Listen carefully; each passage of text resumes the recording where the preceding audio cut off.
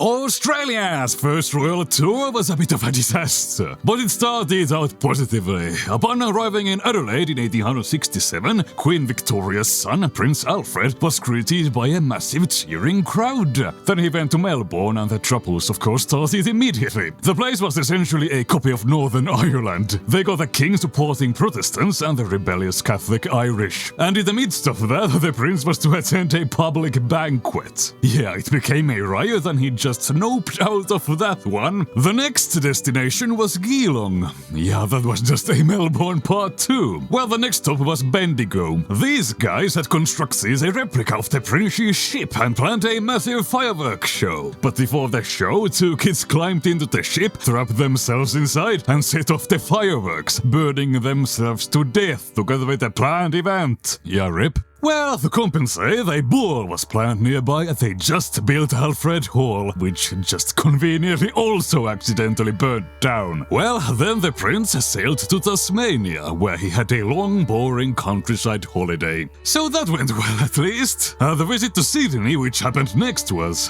more eventful. He visited the Australian Museum, where he watched the nation's to-be founding father, Henry Parkes, pull out a snake and a mongoose from a sack. There was supposed to be an epic Pokemon fight, but the mongoose just went and sniffed the snake and walked away. So Parkes took out another mongoose, and this time, after figuring out there was no escape, it killed the snake.